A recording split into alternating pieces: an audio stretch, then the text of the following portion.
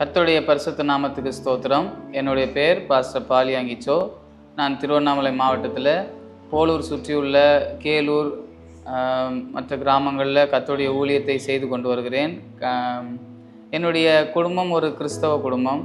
தகப்பனார் ஒரு போதகர். நாங்கள் ஆவிக்குரிய குடும்பத்தில் பிறந்து சிறு வயது முதல் பக்தியில் பயபக்தியில் வளர்ந்து கொண்டு வந்தோம். பயபக்தியிலே வளர்ந்தாலும் கூட எனக்கும் ஒரு ரட்சிப்பு ஒரு காலகட்டத்தில் தேவைப்பட்டது. நான் 8ஆம் வகுப்பு படிக்கும் பொழுது ஆண்டவராகிய இயேசு கிறிஸ்துவை சொந்த இரட்சகராக என்னுடைய வாழ்க்கையில் ஏற்றுக்கொண்டேன்.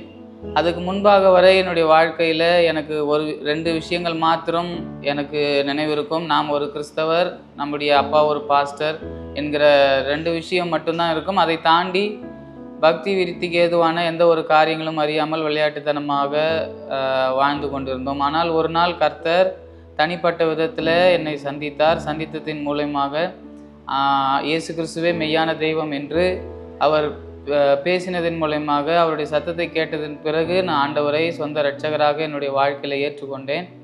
அதை தொடர்ந்து 12ஆம் வகுப்பு முடித்துவிட்டு மேற்கொண்டு டிப்ளமோ கம்ப்யூட்டர் அப்ளிகேஷன் படிப்பை முடித்து நாங்கள் வேலைக்கு சேர்ந்தோம். வேலைக்கு சேர்ந்த புதுசில் வேலைக்கு சேர்ந்த நாள் முதல் ஆண்டவர் என்னை ஊழியத்துக்கு அழைத்ததை நான் நன்றாக உணர முடிந்தது. ஊழியத்துக்கு அழைப்பு வந்தாலும் ஊழியத்தின் மேலே ஒரு விருப்பம் இல்லாததுனால தகப்பனெல்லாம் பட்ட கஷ்டங்களை பார்த்து நாமும் அந்த கஷ்டத்தை படுவோம் என்று ஒரு விதமான பயமும் நடுக்கத்தினாலேயே அநேக நாட்கள் ஊழியத்துக்கு வராமல் வேலை செய்து கொண்டிருந்தேன். வேலை செய்கிற இடத்துல நல்ல வருமானம், தேவைக்கு அதிகமான வருமானம் கிடைத்தாலும் கூட ஒரு விதமான ஒரு பயமும் ஒரு விதமான நடுக்கமும் எனக்குள்ளே இருந்தது. ஆண்டோடைய சத்தம் தொடர்ந்து ஜபங்களில் ஆராதனை நேரத்தில் ஆண்டோடைய சத்தத்தை தெளிவாக கேட்க முடிந்தது.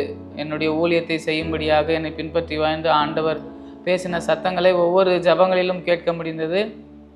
ஆனாலும் என்னுடைய பெற்றோர்கள் பட்ட கஷ்டத்தை எல்லாம் பார்த்து ஊழியத்துக்கு வந்தால் நாமும் இப்படி தான் பசி பட்டினியில் கஷ்டப்படுவோம், இன்றைக்கு நாம் கை நிறைய நன்றாக சம்பாதிக்கிறோம், நாம் இப்படியே இருந்து விடலாம் என்ற ஒரு எண்ணமும் மனதுக்குள் ஓடி இருந்தது. ஆனால் ஒரு நேரம் வந்தபோது ஆண்டவர் ஒரு சிறிய ஒரு விபத்தின் மூலமாக அந்த விபத்திலிருந்து ஆண்டவர் காப்பாற்றி அதன் மூலமாக அன்றைக்கு கர்த்தர் என்னோட கூட பேசினார்.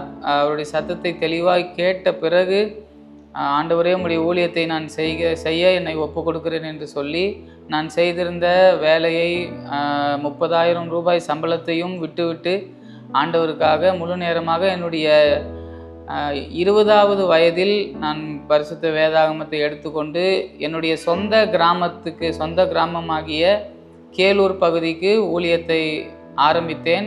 கடந்த 7 வருடங்களாக அந்த கிராமத்தில் ஒரு வாடகை வீட்டில் சபை நடத்தும்படியாக ஆண்டவர் உதவி செய்தார். அதைத் தொடர்ந்து அங்கே இருந்து அநேக வாசல்களை கர்த்தர் திறந்தார். விசேஷமாக சிறு பிள்ளைகள் ஊழியம், வாலிபர்கள் ஊழியம், இது எல்லாவற்றையும் செய்ய கர்த்தர் உதவி செய்தார்.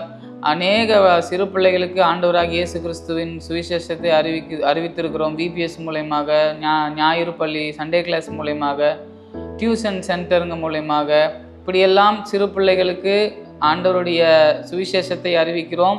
ஆண்டவர் கூட தெருக்களில் மூர்ச்சித்து போகிற சிறு பிள்ளைகளுக்காக உன் கரங்களை ஏறிடு என்ற ஒரு வசனத்தை தந்து சிறு பிள்ளைகள் மேல் ஒரு தனி பாரத்தை எனக்குள்ள ஆண்டவர் வைத்ததுனால இந்த சிறுவர் ஊழியத்தை செய்து கொண்டு இருக்கிறேன். ஆண்டவருடைய கிருபையினால ஆயிரக்கணக்கான சிறு பிள்ளைகளுக்கும் வாலிபர்களுக்கும் சுவிசேஷத்தை அறிவித்திருக்கிறேன். இந்த சிறுவர் ஊழியம் ஆரம்பிக்கும் போது மிகவும் எளிமையாக ஆரம்பிக்கப்பட்டது.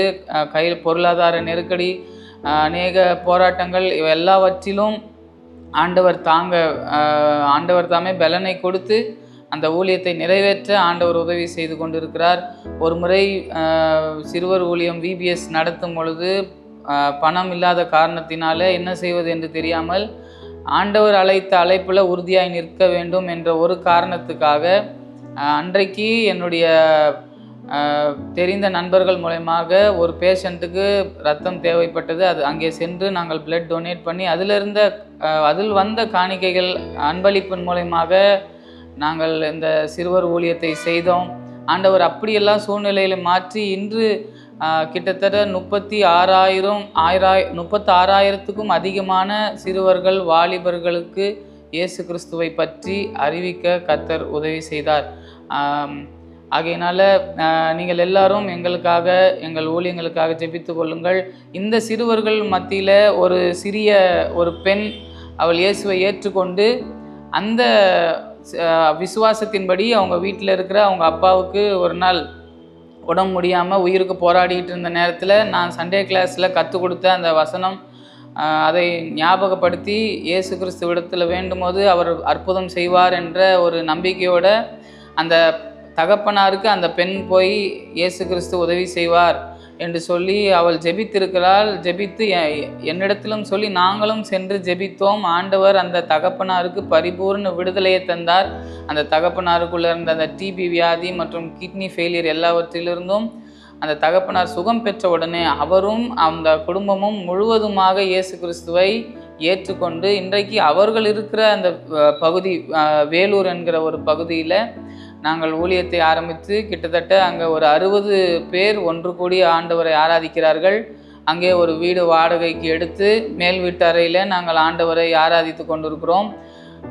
கர்த்தர் இப்படி அற்புதங்கள் மூலயமாக, சிறுவர் வாலிபர்கள் ஊழியமாக, இந்த ஊழியத்தின் மூலயமாக சபை ஊழியத்தையும் கர்த்தர் தந்திருக்கிறார். கிட்டத்தட்ட 6 பகுதிகளில் 6 கிராமங்களில் ஒரு சில இடங்களில் வீடு வாடகைக்கு எடுத்தும், ஒரு சில இடத்துல விசுவாசிங்க வீட்லேயும் ஞாயிறு ஆராதனை மற்ற ஜப குழுக்கள் இப்படியெல்லாம் நடத்தும்படியாக கர்த்தர் உதவி செய்து கொண்டிருக்கிறார். இன்னும் இந்த ஊழியம் மென்மேலும் வர வேண்டும். ஆண்டவர் கொடுத்த தரிசனம் இந்த ஜீவ நாட்களில் 1,00,000 வாலிப பிள்ளைகளை ஊழியத்துக்கென்று ஆயத்தப்படுத்தும்படியாக ஒரு மிகப்பெரிய தரிசனத்தை தந்திருக்கிறார். அந்த தரிசனத்தின்படி கர்த்தர் ஒவ்வொரு நாளும் அற்புதமாய் நடத்தி கொண்டிருக்கிறார். இந்த தரிசனத்தில் நாங்கள் இன்னும் அதிகமாக நாங்கள் ஓடவும் உழைக்கவும் கர்த்தருடைய ஊழியத்தை செய்யவும் நீங்கள் எங்களுக்காக ஜெபித்து கொள்ளுங்கள். இந்த ஜே மீடியா மூலமாக இந்த சாட்சியை உங்களிடத்தில் பகிர்ந்து கொண்டதில் நான் மிகவும் சந்தோஷம் அடைகிறேன். கர்த்தர் உங்களை ஆசீர்வதிப்பாராக. ஆமென்.